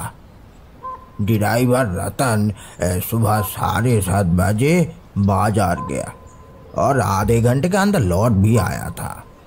माली नकुल चाचा के साथ बागान के अंदर काम कर रहा था। तप्पू दीदी किचन में थी और मालती बिटिया झाड़ू पोंछा करके चली गई थी। उस दिन मैडम जी के कहने पर तप्पू दीदी दोपहर का खाना जल्दी लगा दी। ललित भैया अपना काम पूरा करके नीचे उतर आया। उसके हाथों पर कुछ जरूरी कागज था। बाबूजी ने उसे बाहर भेजा। तप्पू दीदी मैडम जी को डाइनिंग हॉल में ले आई थी। फिर बाबूजी को बहुत जोर से पुकारा, लेकिन बाबूजी आवाज नहीं दिया। ललित भैया ऊपर गया तो बाबूजी घर में नहीं था। बहुत तलाश किया हम सब मिलकर, लेकिन बाबू साहब नहीं मिले। ও আই সি। আচ্ছা, উনি যেদিন নিখোঁজ হন সেদিন ললিত বাবু, রুমা ম্যাডাম, তাপসী আর নকুল ছাড়া বাড়িতে আর কেউ ছিল কি? কোনো রিলেটিভস? বীর সিং দুপাশে মাথা নেড়ে বলল, नहीं साहब, बाहर का कोई आदमी अंदर नहीं था। আচ্ছা বীর সিং, নকুলের আত্মহত্যার ব্যাপারে তুমি কি কিছু আন্দাজ করতে পেরেছ? গতকাল রাত থেকে নকুলের মধ্যে কি তুমি কোনো অস্বাভাবিকতা লক্ষ্য করেছিলে? ভালো করে ভেবে বলো তো। বীর সিং ছলছলে চোখে মাথা নেড়ে বলল, ना साहब, वैसा कुछ भी नहीं देखा मैंने। सब कुछ बिल्कुल ठीक ठाक था। नकुल दादा 10:30 बजे सोने चला गया। वो रोज मुझे बिल्कनी से गुड नाइट बोल के सोने जाता था। कल भी गया, पर उसके बाद क्या हुआ ये मुझे मालूम नहीं था। मुझे कोई आवाज भी सुनाई नहीं दिया। उस वक्त मैं भी थोड़ा नींद में था। আচ্ছা বীর সিং, তোমাকে অনেক ধন্যবাদ। তবে নতুন কোনো কথা যদি হঠাৎ করে তোমার মনে পড়ে যায় তাহলে সঙ্গে সঙ্গে আমাকে কল করে জানিও, কেমন? আমার নম্বরটা সেভ করে নাও। বীর সিং অগস্ত্য নাম্বারটা সেভ করে নিল। আমরা মালঞ্চ ভবন থেকে বেরিয়ে এলাম। অভিমন্যু আগেই জিপে ড্রাইভারের সিটে উঠে পড়েছিল। অগস্ত্য আমাকে উঠে পড়তে বলে। আমি নোটবুকটা খুলে পাদানিতে পা রাখার সাথে সাথে কান ফাটানো শব্দ করে উল্টো দিকের ঝোপ থেকে একটা গুলি ছুটে এসে অগস্ত্যর কান ঘেঁষে বেরিয়ে গেল। আমরা ছুটে গেলাম সেই ঝোপের দিকে, কিন্তু আততায়ী ততক্ষণে চম্পট দিয়েছে। একটা কালো গাড়ি এসে এত দ্রুত তাকে তুলে নিয়ে গেল যে ভালো করে কিছু দেখতেই পেলাম না। কিন্তু অগস্ত্যর নজর যে আমার মতো দুধে গোয়েন্দার দৃষ্টিশক্তিকে হার মানিয়ে দেয় তার প্রমাণ আরো একবার পেলাম। আমরা যখন আততায়ীর পগার পার হওয়া নিয়ে আফসোস করছি, তার মধ্যেই অগস্ত্য ওই ঝোপঝাড়ের ভিতর থেকে একটা লম্বা ধারালো নখকে খুঁজে বের করে এনেছে। আমি বিস্মিত হয়ে তাকিয়ে আছি দেখে অগস্ত্য হাসি মুখে বলল, এতটাই বেশ শৌখিন প্রকৃতির। নখের আকৃতিটা দেখুন স্যার, নখটা বাঁ হাতের কোড়ে আঙুলের, এবং সেটাকে না কেটে বেশ লম্বা করা হয়েছে। আমি ওর পিঠ চাপড়ে সাবাসি দিলাম। সাইড ব্যাগ থেকে একটা ছোট্ট প্লাস্টিকের কৌটো বের করে নখটাকে তার মধ্যে সযত্নে তুলে রেখে দিল। এরপর জিপে উঠে অগস্তর ফ্ল্যাটে ফিরে এলাম। পেট পুড়ে ভুড়ি ভোজের পর ইয়া বড় বেনারসি পান মুখে পুড়ে একটা চারমিনার ধরিয়ে প্রশ্ন করলাম, এবার আমাদের পরবর্তী পরিকল্পনাটি কি অগস্ত? আপাতত তাপসীর অসম্পূর্ণ বয়ানকে সম্পূর্ণ করা এবং এই নখের মালিকটিকে খুঁজে বের করা। লোকটিকে খুঁজে বের করতে পারলেই বিধায়কের সন্ধান পাওয়া যাবে এবং নকুলের হত্যাকারীও ধরা পড়বে। সব একই সূত্রে গাঁথা। সূর্যশেখর বাবু উধাও হয়ে যাবার পর বাড়ির সদস্যদের উদাসীনতা দেখে থানায় কিন্তু নকুলই গিয়েছিল। মিসিং ডায়েরি করার পর ও হয়তো এমন কিছু জেনে ফেলেছিল যাতে ওকে সরিয়ে দেওয়া হয়। তবে তাপসীর সাথে মালঞ্চ বাড়ির বাইরে কোথাও বসে কথা বলতে পারলে খুব ভালো হতো। মেয়েটা ও বাড়ির অনেক কিছু গোপন খবর জানে। অভিমন্যু বলল, আমার মনে হয় তাপসীকে বাড়ির বাইরে যেতে দেওয়া হতো না। একদম ঠিক বলেছি সবই। কথাটা আমার মাথাতেও স্ট্রাইক করেছিল। তাপসী যেহেতু 24 ঘন্টা ও বাড়িতেই থাকে, বাড়ির ভিতরকার কথা যাতে ওর মাধ্যমে বাইরে চাউর না হতে পারে, তাই এই ব্যবস্থা। আমি বললাম, ললিতবাবু ক্যারেক্টারটাও বেশ সাসপিসাস, কিন্তু সূর্যশেখর ললিতকে সন্তান তুল্য স্নেহ করতেন, অথচ তিনি নিখোঁজ যেন একবারের জন্য থানায় গেলেন না। উল্টে কেসটা যাতে আমরা গোপনে সলভ করি সেই ব্যবস্থাই করলেন। একজন ভৃত্য যে সৎসাহসটা দেখাতে পারলো, ললিতবাবু কাছের লোক হয়ে সেটা করলেন না, ভাবতেই অবাক লাগছে। অবস্থা বলল, প্রথমে আমিও ললিতবাবুকে সন্দেহ করেছিলাম, কিন্তু উনি এত কাঁচা কাজ করবেন না বা কাউকে দিয়ে করাবেন না। উনি আসলে ভয় পেয়ে গেছিলেন, কারণ পার্সোনাল অ্যাসিস্ট্যান্ট হবার সুবাদে উনি সবসময় সূর্যশেখর বাবুর সাথে ওনার ঘরেই থাকতেন।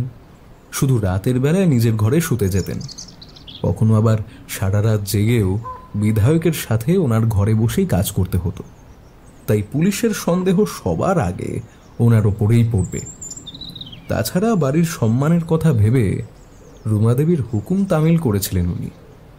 রুমাদেবীর সাথে কথা বলে এটুকু বুঝেছি, স্বামীর সাথে বনিবনা না থাকায় ওনার প্রতি রুমাদেবী বেশ উদাসীন ছিলেন।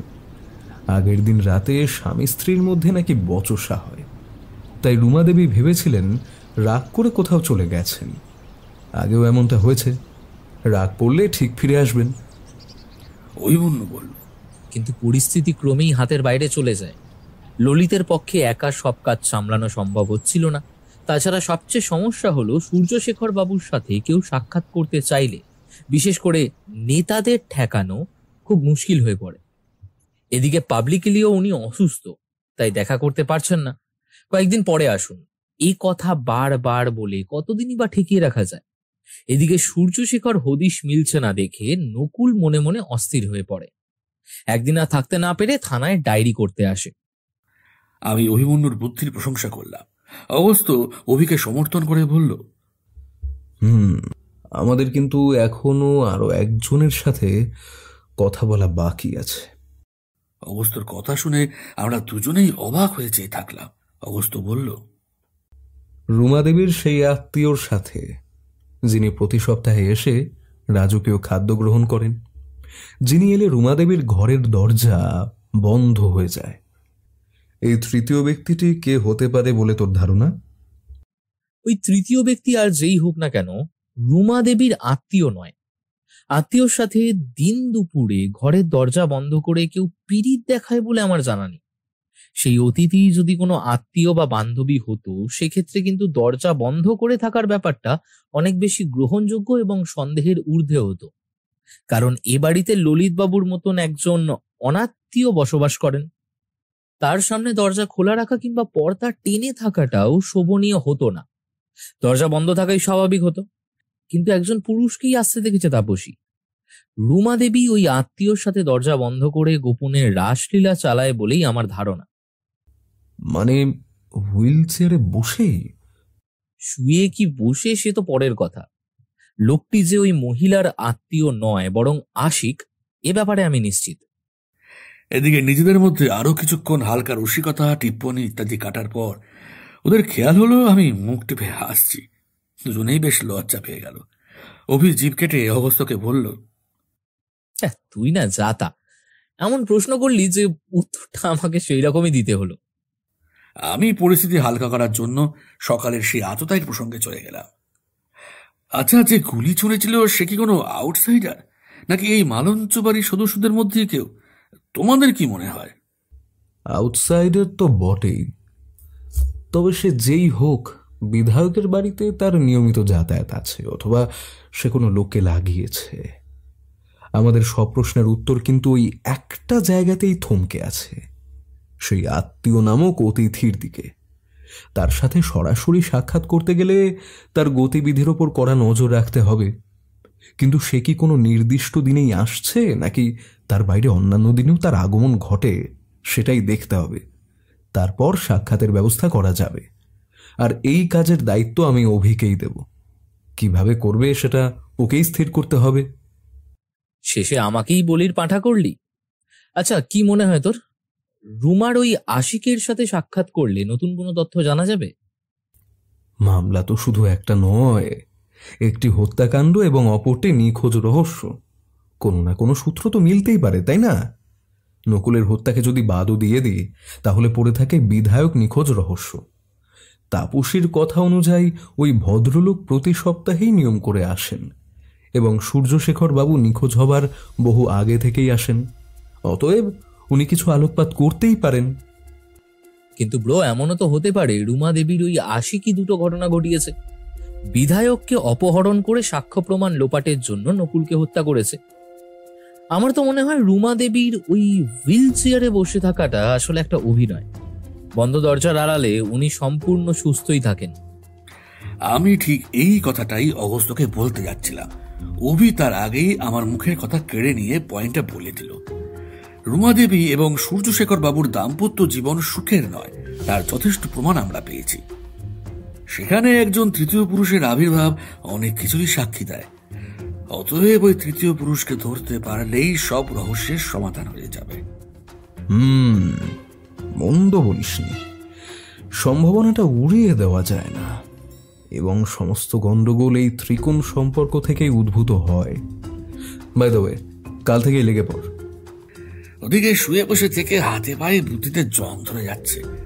তাই ঠিক হলো অপারেশন তৃতীয় পুরুষে আমিও অভির সাথে থাকবো। অনেকক্ষণ ধরে একটা কথা বলবো করেও বলা হয়নি। এখন সুযোগ পেয়ে প্রসঙ্গটা উত্থাপন করলাম। এই বুঝলে অভিমন্যু, তাজ্জবের ব্যাপার হলো এই যে কলকাতায় আসার আগের দিন ফোনে আগাম হুমকি পেলাম আমি, অথচ আজ টার্গেট করা হলো অগস্ত্যকে। অর্থাৎ বকলমে অগস্ত্যই যে বিধায়কের অন্তর্ধান রহস্য এবং নকুল হত্যার তদন্তের ভার নিয়েছে সে কথা আততায়ী জেনে গেছে, এবং যে গতিতে কেসটা এগোচ্ছে তাতে সে নিজের নিরাপত্তার কথা ভেবে আতঙ্কিত হয়ে পড়ে এবং পথের কাঁটাকে সরিয়ে ফেলার সিদ্ধান্ত নেয়। অগস্ত্য আমার দিকে সম্ভ্রমের দৃষ্টিতে তাকিয়ে বলল, স্যার, আপনি আমাকে অত্যধিক স্নেহ করেন, তবে স্নেহের বশে যতই আমার সুখ্যাতি করুন, আপনি আছেন আপনিতে, সেখানে পৌঁছানোর ধৃষ্টতা আমাদের কারণেই। আমি অগস্ত্যর কথা শুনে কিছুক্ষণ হেঁ করে অভিমন্যুর সাথে পরবর্তী পরিকল্পনা নিয়ে সলাপর্শ করতে বসলাম। আমরা বিছানায় বসে আলোচনা করছিলাম। অগস্ত্য একপাশে বসে নোটবুকে কিসব হিজিবিজি কাটছিল। বিছানার ধার ঘেঁষে পশ্চিমের জানালা। কিছুক্ষণ আলাপ আলোচনা চলার পর হঠাৎ জানালা দিয়ে একটা দলা পাকানো কাগজ ঢুকে এসে সটান আমার পায়ের কাছে পড়ে গেল। আমি সঙ্গে সঙ্গে কাগজটা খুলে দেখলাম সেখানে লাল কালি দিয়ে আঁকা বাঁকা জড়ানো অক্ষরে স্পষ্ট লেখা আছে, নিজের ভালো চাও তো মালঞ্চ বাড়ি নিয়ে ভাবাভাবি ছেড়ে দাও খোকা, নইলে অকালে প্রাণটা খোয়াবে। আঁকা বাঁকা অক্ষরে লেখা দেখে মনে হলো আততায়ী নিজে না লিখে কোনো বাচ্চা ছেলেকে দিয়ে অথবা কোনো অর্ধশিক্ষিত ব্যক্তিকে দিয়ে লিখিয়েছে। মোটমাট হুমকি চিঠিটা যে অগস্ত্যকে উদ্দেশ্য করে লেখা সেটা আর নতুন করে বোঝার দরকার হয় না। গুলি ছুড়ে ব্যর্থ হয়ে এখন হুমকি চিঠি দিচ্ছে। ঘটনাটা এত দ্রুত ঘটে গেল যে কাগজটা পড়ার সাথে সাথেই অভি জানলার কাছে ছুটে গিয়েছিল, কিন্তু আততায় ততক্ষণে পকার পার হয়ে গিয়েছে। কিন্তু অগস্ত্যর মধ্যে ভাবান্তর হতে দেখা গেল না। কলমটা থুতনির কাছে চেপে ধরে নোটবুকের পাতায় চোখ রেখে নিবিষ্ট মনে কি যেন ভাবছেও, অথচ সবকিছুই সচক্ষে দেখেছে এবং কানে শুনেওছে। ওর নার্ভের জোর দেখে সত্যিই আমি অভিভূত। পরের দিন ভোর থেকে অপারেশন তৃতীয় পুরুষ শুরু হয়ে গেল। আমাদের কাজ ছিল ছদ্মবেশে মালঞ্চ বাড়ির উপর 24 ঘন্টা নজর রাখা। তবে ঘূর্ণিবৃত্তি এবং নিত্যকর্মের জন্য ডিউটিটা দুজনে ভাগাভাগি করে নিয়েছিলাম। আজ ছেঁড়া পকেটে একটা মামুলি স্ক্রিন ফাটা মোবাইল নিয়ে ভবঘুরে সেজে মালঞ্চ বাড়ির সামনে ঘুরঘুর করাই ছিল আমার কাজ, পাছে কারো যাতে আমার উপর সন্দেহ না হয়। মোবাইলটা অগস্ত্যই দিয়েছিল শুধুমাত্র জরুরি SMS করার জন্য, অবশ্যই কোড ব্যবহার করে। যাই হোক, সকাল থেকে আমার ডিউটি শুরু হয়ে গেল। এই তালে বীর সিং এর উপরেও ভালোভাবে নজরদারি করা যাবে। একটা স্থির সিদ্ধান্তে না পৌঁছানো পর্যন্ত কাউকে সন্দেহের ঊর্ধ্বে রাখা উচিত হবে না।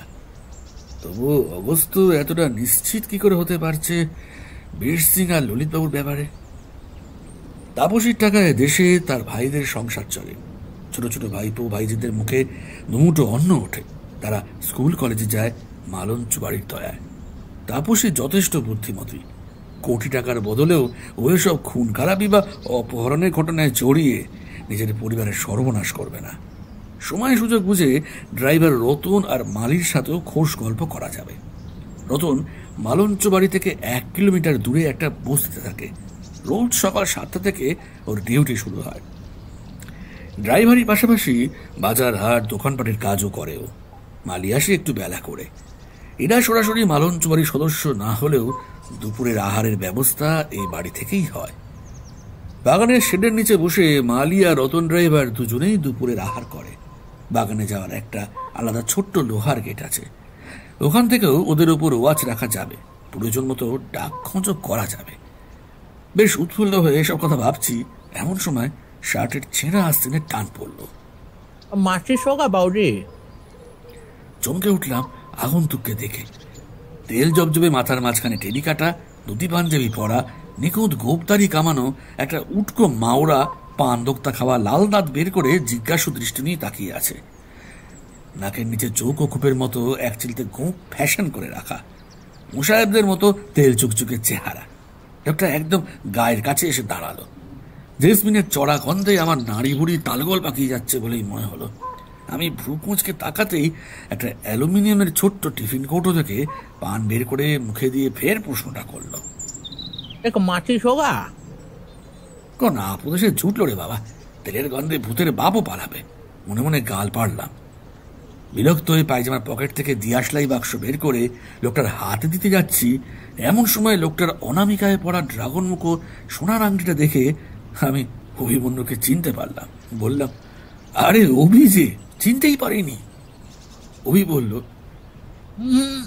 আমি নেই, আমি এক সুৎখোর বাড়ি আসি, বন্ধকি কারবার আসে, ঘর ঘর ঘুমকে পাউটি আদায় করি। ও মাই গুডনেস! তারপর থেকে আমাদের দুজনের হাসি আর থামছে না। সত্যি মেকআপ ম্যানের ট্যালেন্ট আছে বটে। এদিকে পরপর 2 দিন মালঞ্চ বাড়ির উপর পালা করে নজর রাখার পর তৃতীয় দিন আশার আলো দেখতে পেলাম। বেলা 1টা নাগাদ একজন ধূপ দুরস্ত পোশাক পরা সৌম্য দর্শন ভদ্রলোক রিক্সা থেকে নেমে এলেন। বীর সিং তাকে দেখে সেলাম ঠুকে তাড়াতাড়ি ফটকটা খুলে দিল। ভদ্রলোক ভিতরে চলে গেলেন।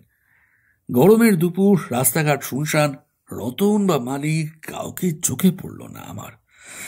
এদিক ওদিক তাকিয়ে ছোট কিটটা টপকে বাগানে ঢুকে পড়লাম। কেউ কোথাও নেই। প্রচুর শুকনো পাতা পড়েছিল। পা টিপে টিপে বাড়ির পিছন দিকে চলে গেলাম। রুমা দেবীর অরিজিনাল রুম বাড়ির দোতলায়, কিন্তু তাপসীর কাছে শুনেছি পঙ্গু হবার পর থেকে উনি বাড়ির নিচের তলার একদম কোণের ঘরটায় থাকেন। আমি সেই ঘরের বন্ধ জানলার কাছে এসে দাঁড়ালাম। আলতো করে ছুঁয়ে দেখলাম ভিতর থেকে বন্ধ, তবে কথাবার্তার আওয়াজ স্পষ্ট শোনা যাচ্ছে। জানালার ডিজাইনটা পুরনো দিনের খড়খড়ি টানা জানলার মতো। পাল্লায় ফাঁক ফাঁক করা আছে, তবে বেশ কসরত করে দেখতে হলো। তার মধ্য দিয়ে যতটুকু যা দেখলাম, ওই ভদ্রলোক এবং রুমা দেবীর ওপর শ্রদ্ধা দ্বিগুণ হয়ে গেল। ওদের কোনোভাবেই সন্দেহের তালিকায় রাখা যায় না। আসলে ভদ্রলোক একজন ফিজিওথেরাপিস্ট এবং তিনি রুমাদেবীর আত্মীয়। রুমাদেবী বললেন, বিশ্বজিৎ দা, পিসি কেমন আছে? জ্বরটা কমেছে? পারলে আজ রাতে বাড়ি ফিরে পিসিকে একবার ভিডিও কলে ধরিয়ে দিস। হ্যাঁ? বিশ্বজিৎ নামের ভদ্রলোকটি বললেন, না রে বোন, মা খুব একটা ভালো নেই। অ্যালজাইমার গ্রো করেছে, কাউকে চিনতে পারছে না, কিছু মনে করতেও পারছে না। কাল রাতে গেটের তালা খুলে বাড়ি থেকে বেরিয়ে যাবার চেষ্টা করেছিল, তোর বৌদি দেখতে পেয়ে ঘরে নিয়ে এসেছে।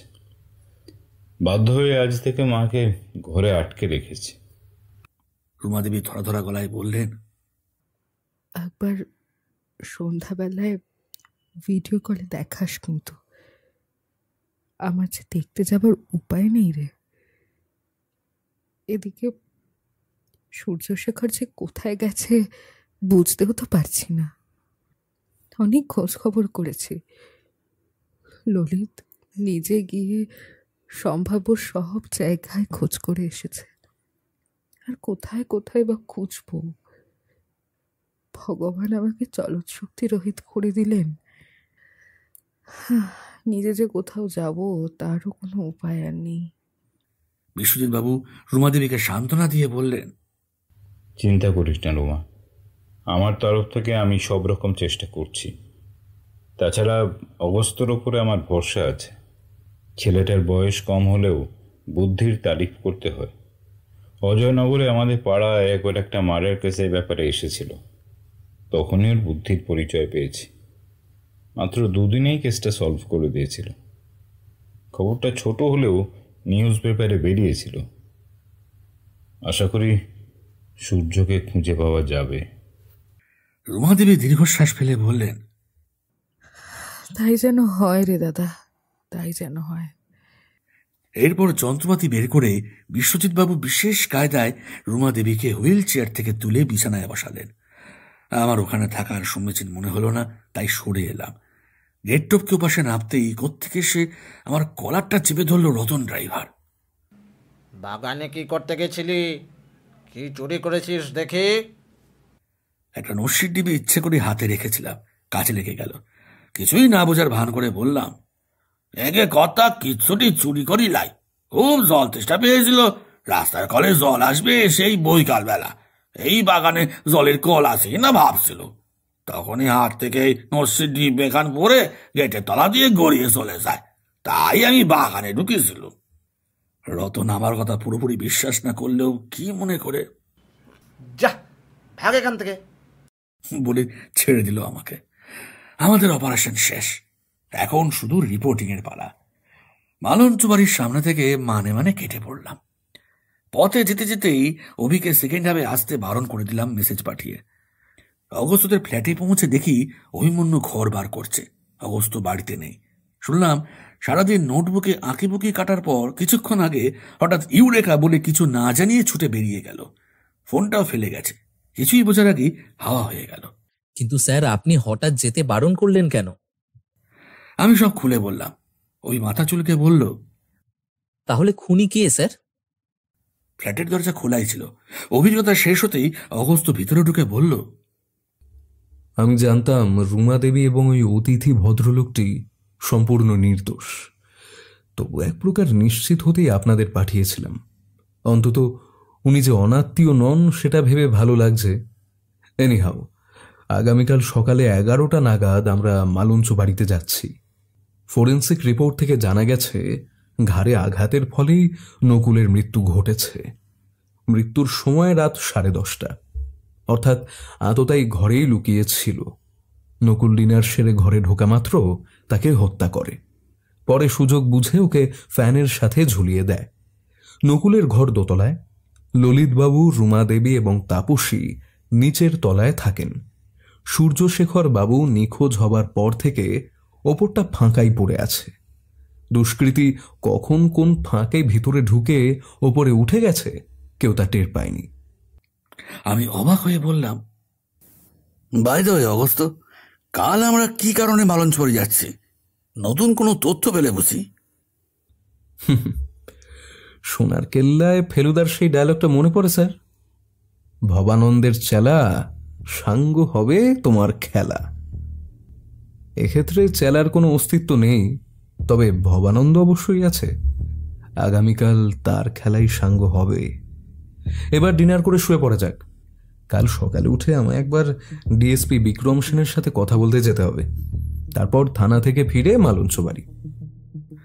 আমি তো শুনে আকাশ থেকে পড়লাম। অগস্ত বলে কি? আমি আর রবি দুজনেই অন্ধকারে সাঁতার কাটতে লাগলাম। কোনো আলোর দিশা খুঁজে পেলাম না। অগস্ত ইতিমধ্যে শুয়ে পড়েছে। ও যে আজ আমাদের কিছুই বলবে না তা আগেই বুঝে গেছিলাম। অগত্যা ডিনারের পর আমি আর রবিও লাইট নিয়ে শুয়ে পড়লাম। পরদিন সকাল 7টা নাগাদ চা খেয়ে ব্রেকফাস্ট সেরে অগস্ত বেরিয়ে গেল। আমরা তখনও অতল অন্ধকারে ডুবে আছি। যাবার সময় অগস্ত অভিমন্যুকে বলে গেল, আমি যদি 10:30টার মধ্যে না ফিরি তাহলে তুই স্যারকে নিয়ে একটা টোটো ভাড়া করে মালঞ্চ বাড়িতে পৌঁছে যাস। আমি ওখানেই থাকবো, তবে বাড়ির একদম সামনে না গিয়ে একটু ডিস্টেন্স বজায় রেখে ওই চিলড্রেন্স পার্ক আছে না, ওখানে বসে থাকিস, বুঝলি? অভি কিছু বলার আগেই অগস্ত গটগট করে সিঁড়ি বেয়ে নিচে নেমে গেল। আমরা টান টান উত্তেজনা নিয়ে অপেক্ষা করে রইলাম। বেলা 10টায় উত্তেজনা তুঙ্গে উঠল আমাদের। অভিমন্যু বলল, স্যার, ভাবগতিক দেখে আন্দাজ করতে পারছি অগস্ত আসবে না, শুধু আমাদের দুজনকেই যেতে হবে। আমিও সহমত পোষণ করলাম। বেকার দেরি করে লাভ নেই, তাই 10:15টার মধ্যেই রেডি হয়ে বেরিয়ে পড়লাম। আজও ছদ্মবেশ নিয়েছি, তবে অগস্তর নির্দেশে। জানি না কারণটা কি। আমাদের ধোঁয়াশায় রাখতেই অগস্ত পছন্দ করে। আমরা মালঞ্চ বাড়ির কাছাকাছি পৌঁছে চিলড্রেন্স পার্কে বসে রইলাম। আজ আমরা হাতে তেপায়া লাঠি নিয়ে সিনিয়র সিটিজেন সেজে পার্কে বসে আছি। এখন স্কুল আওয়ার্স, তাই পার্ক ফাঁকা। পথ চলতি 2-1 মাঝে মাঝে পার্কের ডান দিকের গেট দিয়ে ঢুকে পিছনের গেট দিয়ে বেরিয়ে যাচ্ছে শর্টকাট ধরার জন্য। এখান থেকে মালঞ্চ বাড়িটা ভালো করেই দেখা যাচ্ছে। হঠাৎ দেখলাম একটা কালো আলখাল্লা পরা লোক হাতে খঞ্জনে নিয়ে অলোক নিরঞ্জন বলতে বলতে বিধায়কের বাড়ির দিকে এগিয়ে যাচ্ছে। অভিমন্যু আর আমার মধ্যে চোখাচোখি হলো। কি যে হতে চলেছে তখনও জানি না। একটা সুরেলা শেষের শব্দ হলো। অভিমন্যু বলল ডাক এসেছে। আমি অহেতুক উত্তেজনা কাটাতে গুনগুন করে গাইলাম, তুমি ডাক দিয়েছ কোন সকালে।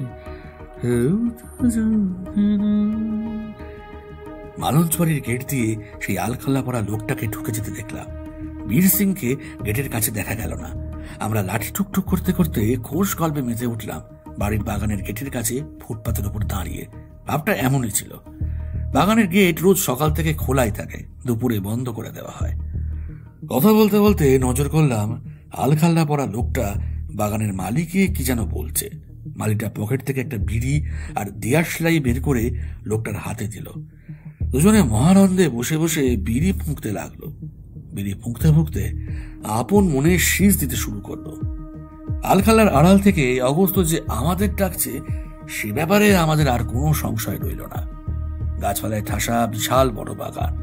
প্রতিবেশীদের কেউ কেউ ওই বাগানে গাছের ছায়ায় হাঁটাহাঁটি করে। আমরাও পায়ে পায়ে এগিয়ে গেলাম। খানিকক্ষণ হেঁটে হাঁপিয়ে যাবার ভান করে একটা বাঁধানো বেদিতে বসে পড়লাম। এখান থেকে ওয়াচ করার সুবিধা। মালির বিড়ি খাওয়া শেষ। কাছেই একটা গাছে সর্ষের খোল দিচ্ছে, যার গন্ধে ভূতও পালাবে। কিন্তু ভেবে পেলাম না অগস্ত শীষ দিয়ে আমাদের এখনই ডাকলো কেন। ও তো এখনো মালির পিছনে দাঁড়িয়ে ওকে তোল্লাই দিয়ে যাচ্ছে। অভি ফিসফিস করে বলল, মালিটাকে ঝুপিয়ে নিঘাত কোনো খবর আদায়ের তালে আছে।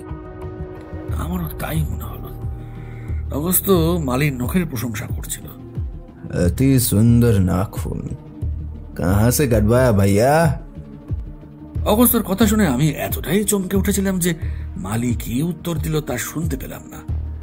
আমার আর অভির দৃষ্টি তখন নিবন্ধ ছিল মালির 2 হাতের নখের ওপর।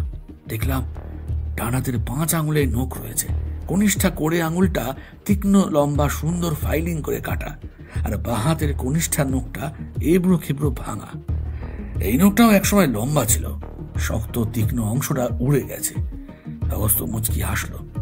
শেয়ানা মালিটা নখের প্রসঙ্গ এড়িয়ে উপরে ওঠার কোলাপসেবল গেটটা দুপাশে সরাতে সরাতে বলল, বিড়ি খাওয়া শেষ, তুমি আবার চাইলে যাও বাবু, আমাকে এখন চাঁদ বাগান যেতে হবে।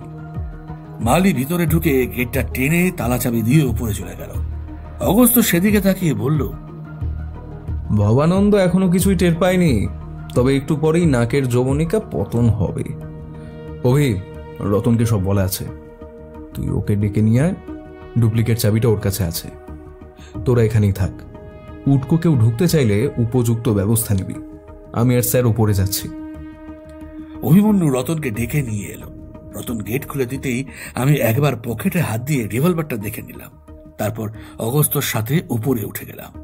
ছাদ বাগানটা আরো সুন্দর, ছোট বড় বিভিন্ন আকারের টবে মনোলোভা সিজনাল ফ্লাওয়ার ফুটে উঠেছে। তখন চারপাশে বাহারি গাছে ভর্তি। কি অপূর্ব মন মাতানো সুবাসে ভরে আছে গোটা ছাদটা। তার সাথে মাঝে মাঝে কড়া পারফিউমের মতন চড়া গন্ধ বাতাসে ভেসে আসছে। টবগুলোর মাঝখানে একটা বিরাট আকৃতির জলের ড্রামে মাধবীলতার চাষ করা হয়েছে, যার লতানের শাখা ছাদ থেকে মালঞ্চবাড়ির গা বেয়ে তরতরিয়ে নিচে নেমে গেছে। দেখেই বোঝা যাচ্ছে ড্রামটার গায়ে টবের পোড়ামাটির রঙের সাথে ম্যাচ করে সদ্য গোল্ডেন ব্রাউন করা রং করা হয়েছে। মালি আমাদের দিকে পিঠ ফিরিয়ে উটকো হয়ে বসে কাঁচি দিয়ে টবের আশেপাশে গজিয়ে ওঠা ছোট ছোট ঝুপসি গাছগুলোকে ছাঁটতে ব্যস্ত ছিল।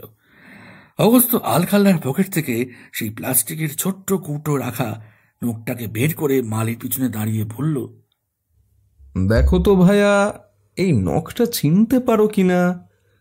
ওই উল্টো দিকের পিচ রাস্তার ঝোপ থেকে খুঁজে পেলাম, তাই ভাবলাম তোমার বাঁ হাতের কোড়ে আঙুলের ভাঙা নখ বুঝি এটা। মালিটা যেমন শেয়ানা তেমনই অসম্ভব শক্তি ধরে। অগস্ত্যর কথা পুরোপুরি শেষ হবার আগেই ওর উপর ঝাঁপিয়ে পড়ে এক হাতে ওর গলা চেপে ধরে অন্য হাতে আমার বুকে একটা মোক্ষম খুশি মারল। আমি ব্যালেন্স হারিয়ে ধপ করে মেঝেতে পড়ে গেলাম। পিস্তলটা পকেট থেকে ছিটকে ছাতের দরজার কাছে চলে গেল।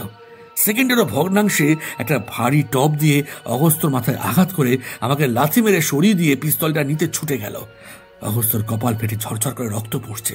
কোমরে চোট নিয়ে আমি কোনো মতে উঠে লোকটাকে ধরতে যাব, তার মধ্যেই ম্যাজিকের মতো ঘটনাটা ঘটে গেল। নিচু হয়ে পিস্তলটা তুলতে যেতেই অভি এসে মালির হাতের চেটোয় সজোরে বুটের আঘাত করে পিস্তলটাকে আমার দিকে ঠেলে সরিয়ে দিল। মালি হাত চেপে বসে পড়ল। ইতিমধ্যে ললিতবাবু, রতন, তাপসী সকলেই উপরে উঠে এসেছিল। অগস্ত্য একটা বাহারি গাছের পাতা নিয়ে কপালের এক পাশ চেপে ধরেছিল। তাপসী বেশ চটপটে, ফার্স্ট এডের ব্যবস্থা করতে ছুটে নিচে চলে গেল। অগস্ত্য রক্তমাখা পাতাটা ফেলে দিয়ে মালির দিকে এগিয়ে এলো। তারপর যে কাণ্ডটা ঘটালো তার জন্য আমরা কেউই প্রস্তুত ছিলাম না। মালির নাকে একটা ঘুষি মেরে গালের এক পাশে কিছু একটা টান দিতেই মুখ ও গলা থেকে একটা আস্তরণ বা মাস্ক খুলে হাতে চলে এলো। আমি হতবুদ্ধির মতো কয়েক সেকেন্ড তাকিয়ে রইলাম অগস্ত্যর হাতের দিকে। তারপর দ্বিগুণ আশ্চর্য হয়ে দেখলাম মালির আসল চেহারা বেরিয়ে পড়েছে। প্রতিবেশী শঙ্কর বাবু, শিবশঙ্কর কাঞ্চিলা। অগস্ত্য আমার দিকে তাকিয়ে বলল, স্যার, এই শিবশঙ্কর বাবু কিন্তু প্রথম থেকে আমাদের ইনভেস্টিগেশনে নানাভাবে হেল্প করেছিলেন। আমি এর মধ্যে আপনাদের না জানিয়ে মালঞ্চ বাড়ির আশেপাশের কয়েকজন প্রতিবেশীর বাড়ি গিয়ে কথাবার্তা বলে এসেছি।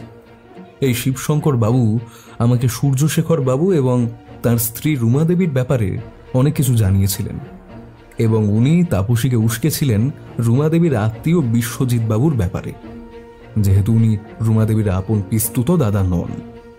রুমা দেবীর বাপের বাড়ির অনেক দুঃসম্পর্কের আত্মীয়। ওনার সাথে অবৈধ সম্পর্কের জেরে সূর্যশেখর বাবুকে গুম করা হয়েছে।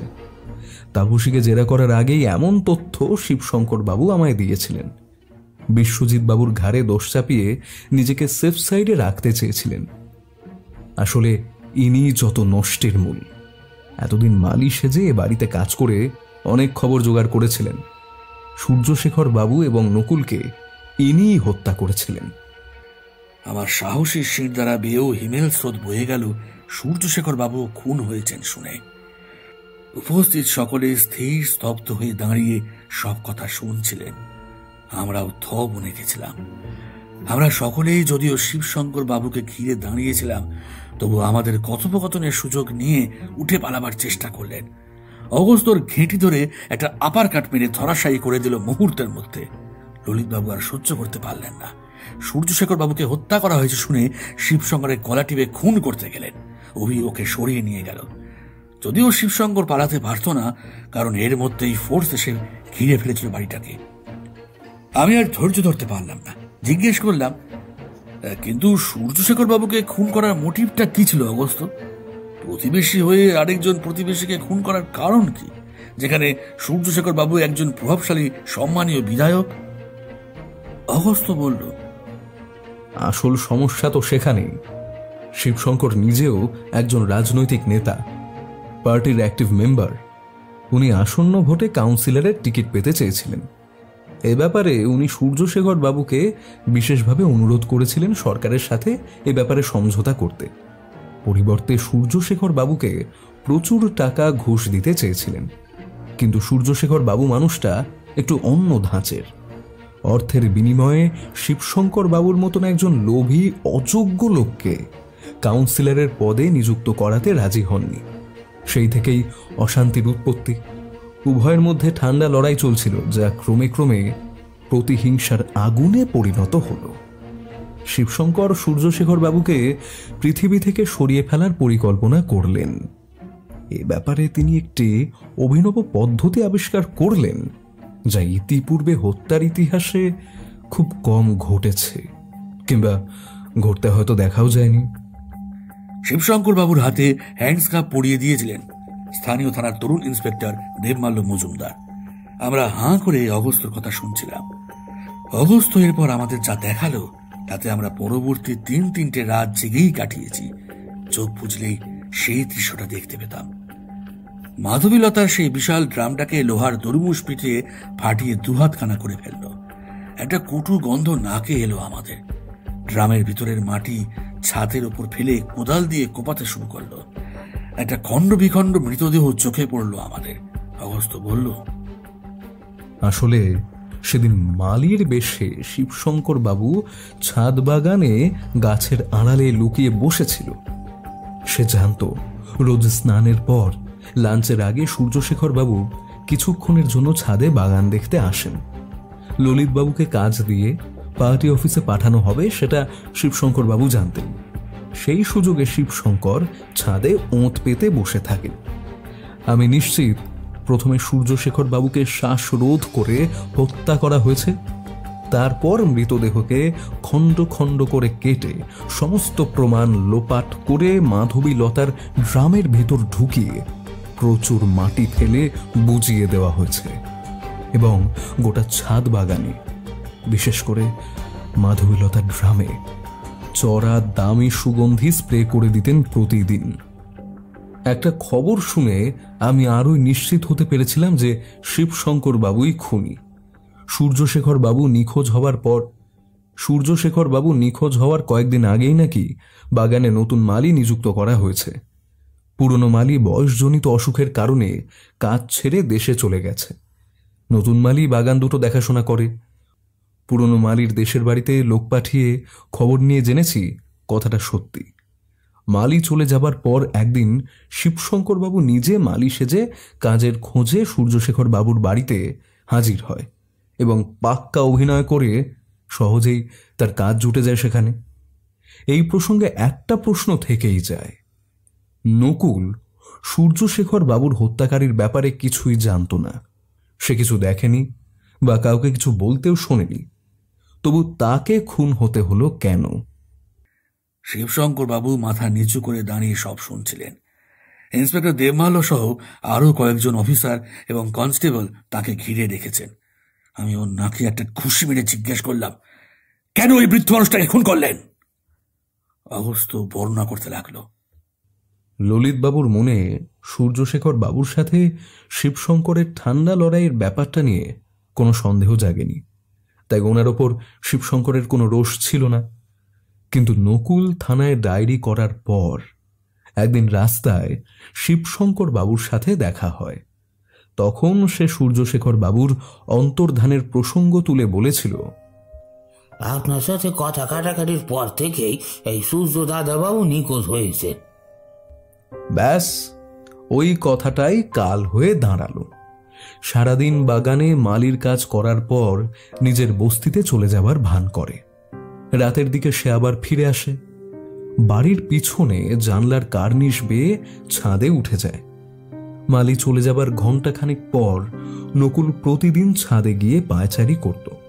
তারপর রাত 8টা নাগাদ ছাদের দরজা বন্ধ করে নিচে নেমে যেত। সেদিন নকুল ছাদে আসার আগেই শিবশঙ্কর সিঁড়ি বেয়ে দোতলায় নেমে যায়, পশ্চিমের বারান্দায় লুকিয়ে থাকে। নকুল ছাদে উঠে যেতেই সে নকুলের ঘরে চলে যায় এবং অন্ধকার দরজার পাশে ঘাপটি মেরে থাকে। নকুল রাতের খাওয়া সেরে যেই ঘরে ঢোকে, শিবশঙ্কর বাবু তখনই ওকে অ্যাটাক করেন। মালি সেজে তিনি গত 1.5 মাস ধরে হায়দ্রাবাদে থাকার নাম করে মাঝে মাঝে রেল বস্তিতে ঝুপড়ি ভাড়া করে থাকতেও শুরু করেন। রুমাদেবীর জীবনটা ফাঁকা হয়ে গেল। উনি ড্রয়িং রুমে পাথর হয়ে বসেছিলেন। সান্ত্বনা দেবার কোনো ভাষা খুঁজে পেলাম না। কিছুক্ষণ পর পরিস্থিতি কিছুটা হালকা হতে উঠে পড়লাম। এরপর আমাদের আর কোনো ভূমিকা ছিল না, বাকি কাজ পুলিশ করবে। মালঞ্চ ভবন থেকে বেরিয়ে আসছি এমন সময় আবার মোবাইলটা বেজে উঠল। বৈষম্যান স্যারের ফোন দেখে রিসিভ করলাম। উপাস থেকে স্যারের গলা শোনা গেল।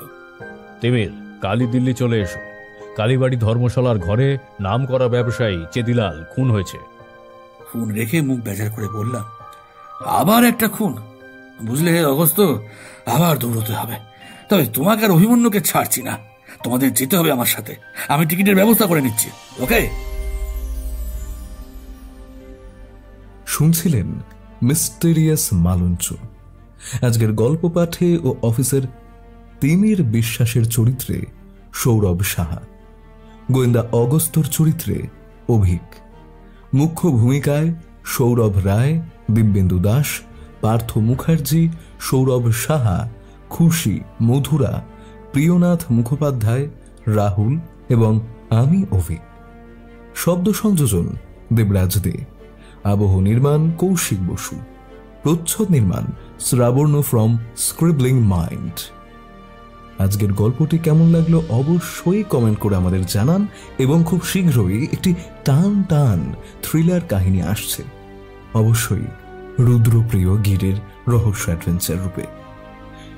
ভালো থাকুন, সুস্থ থাকুন এবং সাবধানে থাকুন, এবং কমেন্ট করতে ভুলবেন না যে আপনি কোথা থেকে আমাদের গল্প শুনছেন। ধন্যবাদ।